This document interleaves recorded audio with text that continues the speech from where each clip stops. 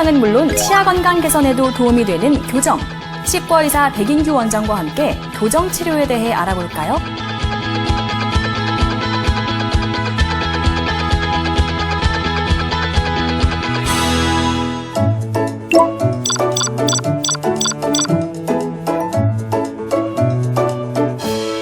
이 교정 치료는 오랜 기간을 투자해야 하는 만큼 좀 신중해야 할 것 같은데요.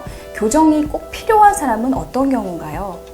네, 우리가 흔히 교정치료는 치아가 이제 삐뚤빼뚤한 경우에만 치료가 필요하다고 생각할 수 있는데요. 치아가 이제 가지런하지 않은 경우는 물론이거니와 턱뼈 자체가 조화롭지 않은 경우도 할 수 있습니다. 예를 들어 아래 턱뼈가 너무 작거나 아래 턱뼈가 너무 커서 치아가 거꾸로 물리거나 비대칭이 심한 경우에도 우리가 교정치료를 받아야 되는 경우들이 많이 있습니다.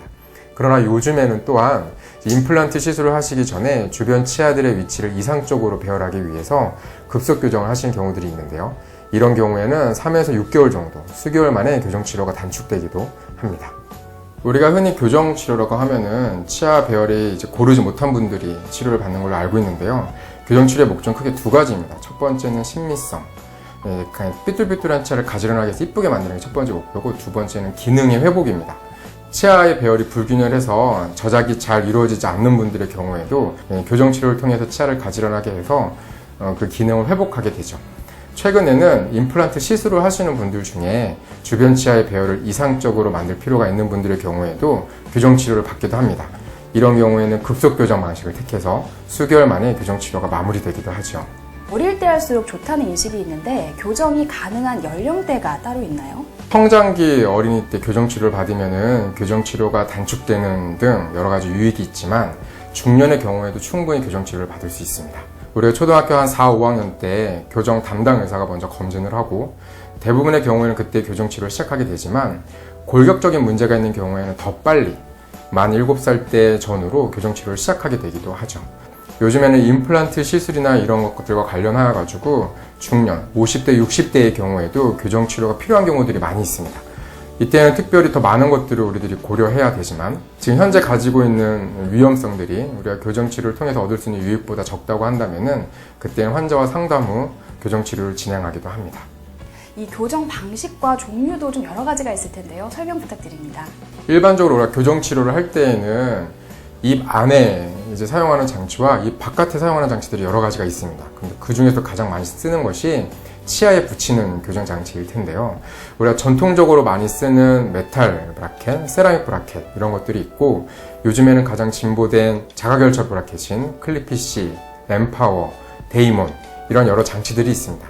특히나 요즘에는 미세한 조절이 가능하고 치아를 빼게 될 가능성을 줄여두는 자가결착 장치들을 많이 사용하고 있습니다. 이 장치들을 활용해서 환자분들이 불편감도 적게 더 빨리 교정치료를 끝낼 수 있게 되었습니다. 원장님, 그러면 이 교정 치료 기간은 어느 정도일까요?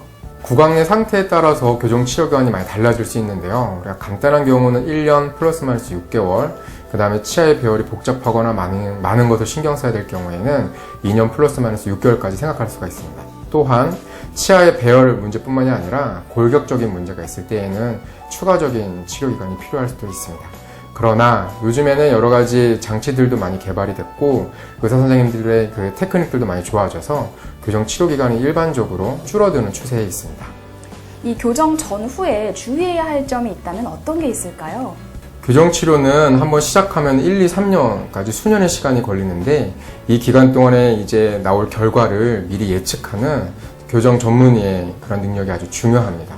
또한 이제 교정 치료 기간 동안에는 우리가 장치를 붙이고 있기 때문에 양치가 조금 소홀해지면 충치에 쉽게 이완될 수 있으니 철저한 양치가 꼭 필요하고요. 또한 무리해서 질긴 음식이나 딱딱한 음식을 드실 경우에는 장치가 파손될 수 있고 그로 인해서 교정 치료 기간이 전반적으로 늘어날 수가 있습니다. 이러한 여러 가지 것들, 교정 담당 선생님께서 알려주신 주의사항이나 이런 것들을 철저하게 지켜주셔야 우리가 원하는 기간 안에 우리가 만족스러운 결과를 얻어서 교정 치료를 끝낼 수가 있습니다.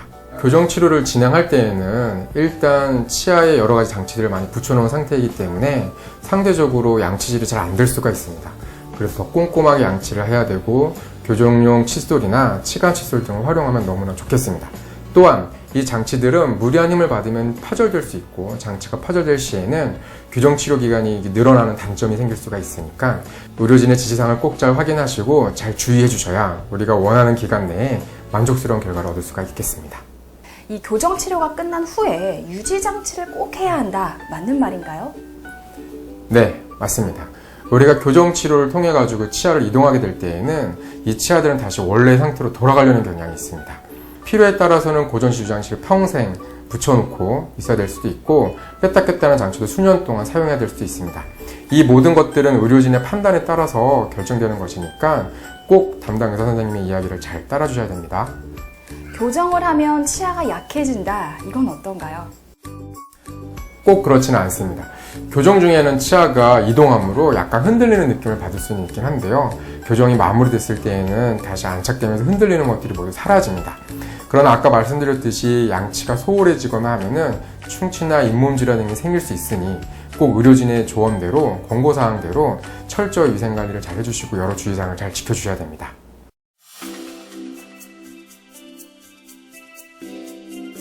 안녕하세요. 서울 센트리얼 치과 대표 원장 백인규입니다. 저희 치과는 수준 높은 지식과 의술을 가지고 최고 수준의 진료에 임하기 위해서 매일 정진하고 있습니다.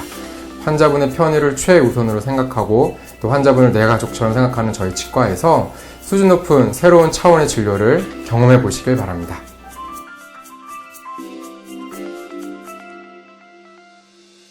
저희 서울 센트리얼 치과는 2017년 교육과학기술부를 통하여서 치과연구소 설립을 승인받았습니다. 그것을 통하여서 치아교정연구소와 임플란트 연구소를 설립할 계획인데요.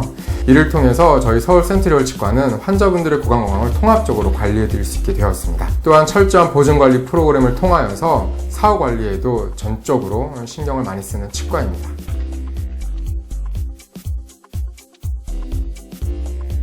탁월한 교정치료를 통해서 지역 주민들의 많은 사랑을 받아왔던 저희 치과는 이제 환자분들과 지역사회에 한 걸음 더 나아가는 의미로서 치아교정 특화센터를 개설합니다.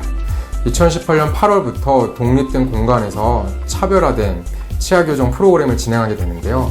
기존의 센트리얼의 철학을 계승, 발전시켜서 환자분들에게 더 아름다운 미소, 더 나은 결과를 저희들이 제공해 드릴 수 있을 것 같아 기대가 많이 됩니다.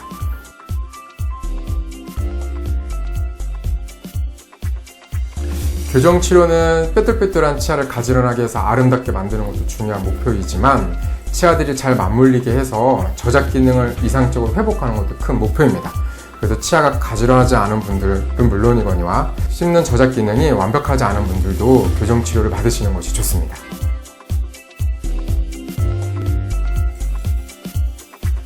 보통 교정치료는 유치가 탈락하는 4, 5학년 때 보통 시작하게 되는데요. 그러나 중년이라고 해서 성장이 멈췄다고 해서 교정치료를 못 받는 것은 절대 아닙니다. 특히나 요즘에는 임플란트 시술을 하기 전에 주변 치아들을 이상적으로 배열할 필요가 있을 때 부분 교정 치료를 통하여서 도움을 많이 받는 경우들이 있습니다. 저희 치과만 해도 50대 이후의 환자분들은 물론이거니와 80대의 교정 치료를 받는 분들도 있답니다.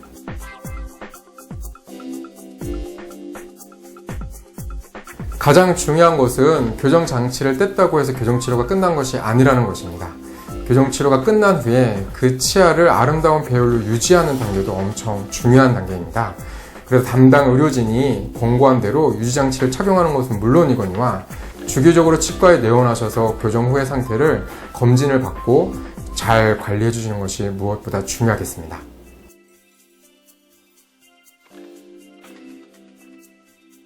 예전에는 교정치료를 시작하면은 짧게는 1, 2년, 길게는 3, 4년까지 걸렸었는데요. 이제는 교정장치도 많이 개선되고 의사들의 테크닉도 많이 좋아져서 점점점 짧아지는 추세에 있습니다. 그래 너무 걱정하지 마시고 교정치료가 필요하신 분들은 꼭 받으시길 권유드립니다.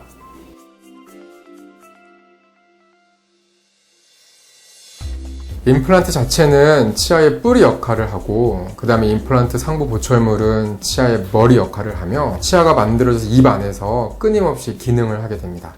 그렇기 때문에 임플란트 시술 시에 임플란트가 들어가는 잇몸의 상태, 그 다음에 최종적으로 만들어질 보철물의 형태, 그 다음에 입 안에서 3차원적으로 기능하게 될 것들을 미리 예측하여 이것들을 고려하여서 임플란트 시술하는 것이 아주 중요하겠습니다.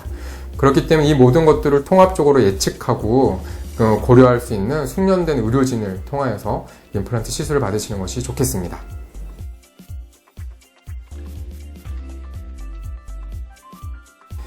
임플란트도 자연 치아와 마찬가지로 주기적으로 관리를 꼭 해주셔야 됩니다. 그렇지 않으면 잇몸에 염증이 생기듯이 임플란트 주변으로 염증이 생길 수가 있습니다. 그래서 저희 병원은 임플란트 시술이 끝난 환자분들을 6개월, 1년 주기로 정기적으로 체크하면서 임플란트에 문제가 생기지 않는지 면밀하게 저희가 확인해드리고 있습니다. 서울 센트리얼 치과는 임플란트 연구소를 설립하여서 환자분들 구강 내에 있는 임플란트에 생길 수 있는 여러 문제점들에 대해서 발빠르게 대응하기 위해서 만반의 준비를 갖추고 있습니다.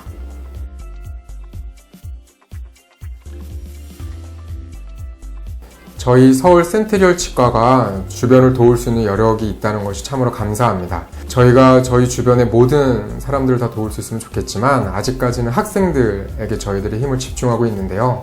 저희들의 도움을 통하여서 우리 학생들이 격려받을 수만 있다면 저희들이 더 바랄 것이 없겠습니다.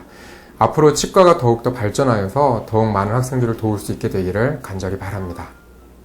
치아 교정은 미용 목적뿐만 아니라 일종의 치료인 만큼 그 내용과 주의사항을 충분히 고려해 결정하시는 것이 좋습니다. 함께해 주신 여러분 고맙습니다.